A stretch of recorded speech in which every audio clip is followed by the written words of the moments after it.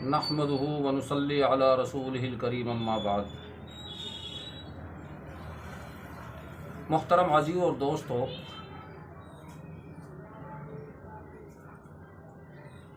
یہ مبارک مہینہ رمضان مبارک کا مہینہ چل رہا ہے اور اس کا دوسرا عشرہ ختم کے قریب ہے، لہٰذا میں نے سمجھا کہ آپ حضرات کے سامنے اعتکاف کے متعلق کچھ عرض کروں۔ اعتکاف بھی ایک بہت عظیم الشان عبادت ہے،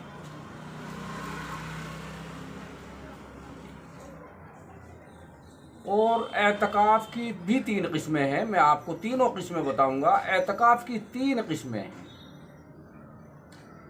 ایک اعتکاف واجب ہوتا ہے، اور ایک اعتکاف سنت ہوتا ہے، اور ایک اعتکاف مستحب یعنی نفل ہوتا ہے۔ محترم عزیز اور دوستو، تینوں کے درجے الگ الگ ہیں،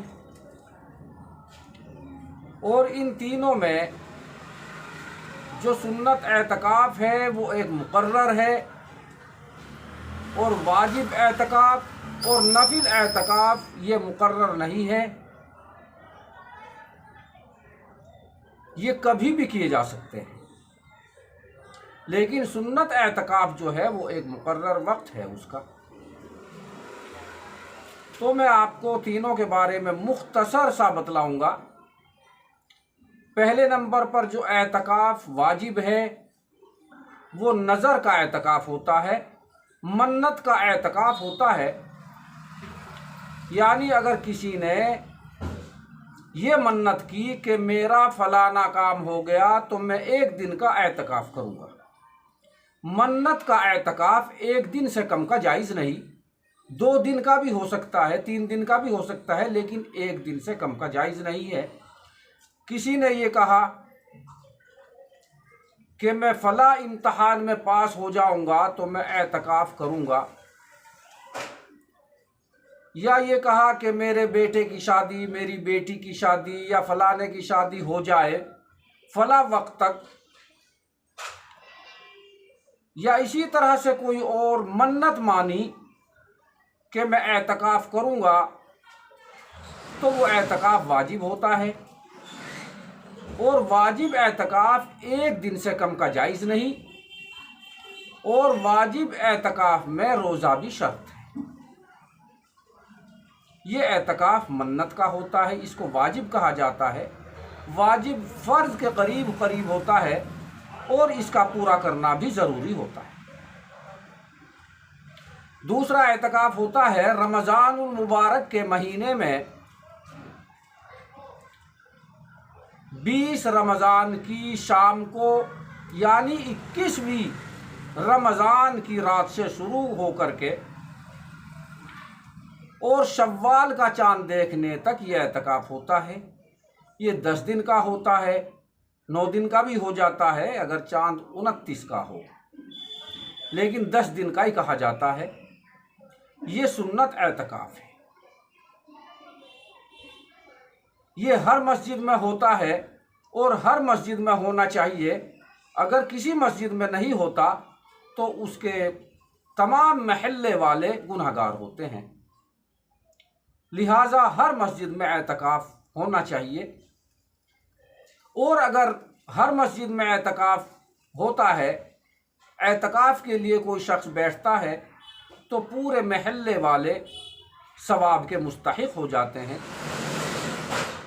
یہ رمضان مبارک کا اعتکاف۔ تیسرا اعتکاف نفل ہے یا مستحب ہے،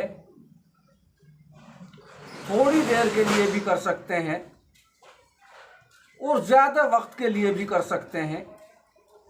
جیسے مسجد میں نماز کے لیے گئے، مسجد میں داخل ہوتے ہی اعتکاف کی نیت کر لی گئی،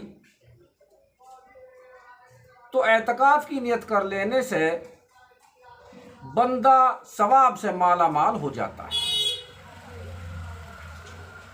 ایسے تو اللہ کے گھر میں قدم رکھتے ہی ثواب شروع ہو جاتا ہے، خاموش بیٹھنے پر بھی ثواب ملتا ہے، نیک اعمال کرنے پر تو ملتا ہی ہے، خاموش بیٹھنے پر بھی ثواب ملتا ہے۔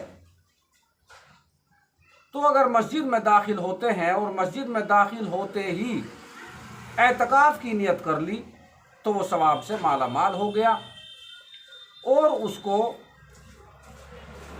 اس کے ثواب میں اضافہ کر دیا جاتا ہے۔ تو یہ نفل اعتکاف ہے۔ ہر شخص کے لیے ضروری ہے کہ جب وہ نماز کے لیے مسجد میں تشریف لے جائے تو وہ اعتکاف کی نیت کر لے، تاکہ اس کے لیے اعتکاف کی وجہ سے ثواب بڑھا دیا جائے۔ تو محترم عزیزو اور دوستو، یہ چند باتیں تھی آج جو آپ سے عرض کرنی تھی اعتکاف کے متعلق۔ رمضان المبارک کے مہینے کا اعتکاف شروع ہونے والا ہے، اور اعتکاف بہت ہی عظیم الشان عبادت ہے، لہٰذا ہر شخص نیت کرے اور کوشش کرے کہ تیسرے عشرے میں، رمضان کے تیسرے عشرے میں اعتکاف کریں، اور نفل اعتکاف کے لیے جب بھی مسجد میں جائے اعتکاف کی نیت کر لے تاکہ ثواب میں اضافہ ہو جائے۔ اور رمضان مبارک کے اعتکاف میں ایسا ہے جیسا کہ اللہ تعالیٰ کی چوکھٹ پر بندہ اپنا سر رکھ دیتا ہے اور وہ کہتا ہے جب تک میری مغفرت نہیں ہوگی تو میں سر نہیں اٹھاؤں گا۔ تو اعتکاف والے کی یہ مثال ہے، ایسی مثال ہے جیسا کہ بندہ سر رکھ دے اللہ تعالیٰ کی چوکھٹ پر اور وہ کہے جب تک میری مراد پوری نہیں ہوگی، جب تک میری مغفرت نہیں ہوگی، جب تک میں سر سجدے سے نہیں اٹھاؤں گا۔ پھر اللہ رب العزت کی رحمت جوش میں آتی ہے اور اللہ تعالیٰ کی طرف سے اس کی مغفرت ہو جاتی ہے۔